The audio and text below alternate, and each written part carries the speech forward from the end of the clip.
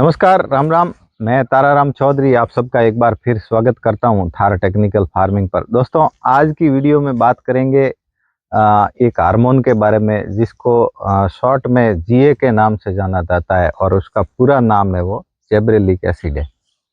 जेबरेलिक acid का कब इस्तेमाल करना चाहिए, कितनी मात्रा में इस्तेमाल करना चाहिए और जेबरेलिक एसिड का स्प्रे करने के बाद में किन किन बातों की सावधानी रखनी चाहिए, ये सारी जानकारी मैं आज आपको इस वीडियो में देने जा रहा हूं। तो दोस्तों, आप मेरे चैनल पर वीडियो पहली बार देख रहे हैं तो चैनल को सब्सक्राइब करना बिल्कुल नहीं भूलें और पास में जो बेल आइकन का बटन है उसको भी प्रेस जरूर करें ताकि मेरी हर नई वीडियो की जानकारी आपको मिलती रहे। दोस्तों, तो चलिए बात करते हैं जेबरेलिक एसिड के बारे में। दोस्तों, जेबरेलिक एसिड का बहुत ही कम मात्रा में इस्तेमाल किया जाता है, कोई बड़ी मात्रा में इसका इस्तेमाल नहीं किया जाता है। 1 ग्राम से लेके 4 ग्राम तक की मात्रा का फूल से लेके फल पकने तक की स्टेज में अलग अलग क्वांटिटी में यानी अलग अलग मात्रा में इस्तेमाल किया जाता है। अभी हालांकि फूल स्टेज तो बहुत कम है, अभी इस जो टाइम चल रहा है इस टाइम में लगभग हर बगीचे में फ्रूट है, फूल बहुत कम बगीचों में। पर अगर किसी के फूल ड्रॉपिंग की समस्या ज़्यादा आ रही है, अच्छी फ्लावरिंग आई है और फूल ड्रॉप हो रहे हैं, तो उस किसान को 1 ग्राम जेबरेलिक एसिड का इस्तेमाल करना चाहिए जिससे उसके फूलों की ड्रॉपिंग है वो रुक जाएगी। बाकी कोई मार्केट में ऐसी दवाई नहीं है जो आपके फूलों की ड्रॉपिंग को रोकेगी। अनार में सिर्फ और सिर्फ जेबरेलिक एसिड अगर आप 1 ग्राम 90% का इस्तेमाल करते हैं तो आपके काफ़ी हद तक फूलों की ड्रॉपिंग है वो रुक जाएगी और फूलों की लंबाई भी ये जेबरेलिक एसिड बढ़ाने का काम करता है। जेबरेलिक एसिड मुख्य रूप से पौधों में सेल डिवीजन यानी कोशिका विभाजन का काम करता है। जब किसी पादप की हो या इंसान की हो, कोशिकाओं का जब विभाजन होता है तो विभाजन होने से उसकी ग्रोथ होती है, उसकी वृद्धि होती है, उसकी मोटाई बढ़ती है, उसकी लंबाई बढ़ती है। तो अगर फूल अवस्था में आप इस्तेमाल कर रहे हैं तो 1 ग्राम जेबरेलिक एसिड 90% का आप फूलों की ड्रॉपिंग को रोकने के लिए यूज कर सकते हैं। अगर फल अवस्था में आप इसका इस्तेमाल कर रहे हैं, फूल से आपका फल बन गया है, फल मैरून कलर से ग्रीन कलर में आ गया है, तो उस स्टेज में आप 2.5 ग्राम से लेके 4 ग्राम तक जेबरेलिक एसिड का इस्तेमाल 90% का कर सकते हैं।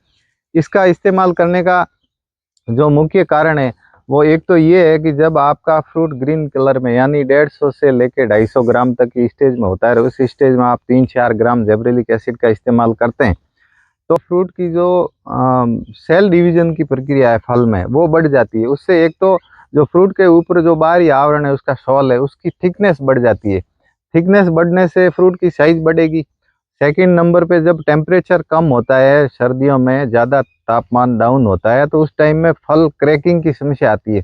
तो उस क्रैकिंग की समस्या में भी काफ़ी हद तक आराम मिलता है।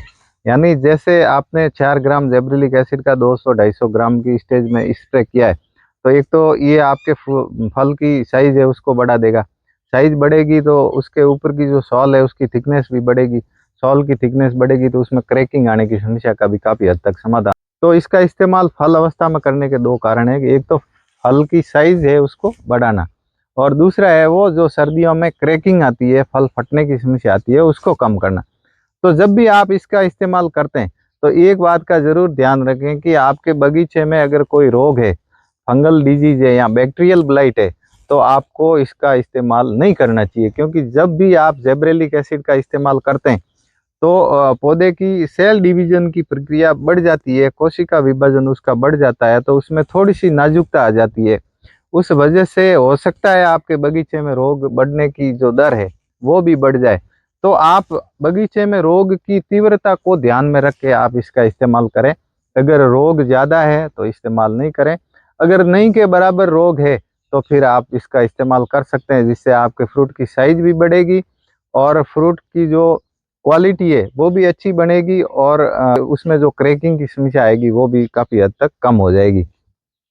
अब दोस्तों, अगर जेबरेलिक एसिड लगाने के बाद में सावधानी की बात करें तो जेबरेलिक एसिड लगाने के बाद में मैंने जैसे पहले बताया कि भाई आप जब जेबरेलिक एसिड का इस्तेमाल करते हो तो उससे पौधे में सेल डिवीजन बढ़ता है, कोशिका विभाजन बढ़ता है। कोशिका विभाजन बढ़ने से उसमें थोड़ी सी नाजुकता आती है तो उस पर फंगल अटैक होने का भी चांसेस ज़्यादा रहते हैं। तो जेब्रेलिक एसिड करने के बाद में जैसे मान लो आज मैं स्प्रे करता हूँ तो मुझे चौथे या पांचवें दिन ये जो जेब्रेलिक एसिड मैंने आज किया उसका वो रिजल्ट दिखना शुरू हो जाएगा। तो उस टाइम में चौथे या पांचवें दिन मेरे को फंगीसाइड का इस्तेमाल करना है।